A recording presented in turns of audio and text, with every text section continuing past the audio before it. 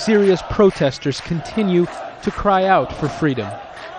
Every time they step out onto the streets, they risk being killed or injured by their own army. But they're still marching in cities across the country. It seems as though the government's attempts to crush protesters has only made them more defiant.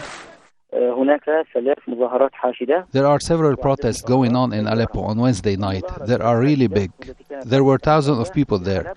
There was so much security, it looked like a military base, and then they fired tear gas. Meeting senior members of his government, President Bashar al-Assad was keen to show that he's still in charge.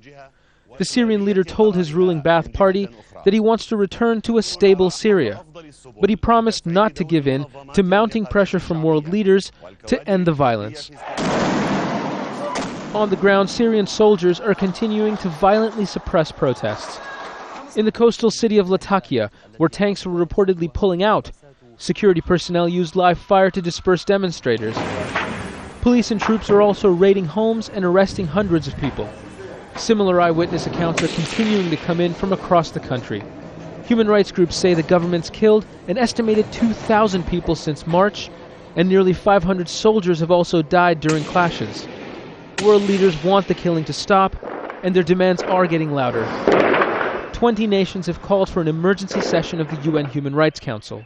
The EU is expected to discuss more sanctions against Syria. And Switzerland has already put new financial embargoes and travel bans on Syrian leaders. But it's still not enough. Political posturing by world leaders has done nothing for the Syrian people. The violence is still happening, but so are the protests.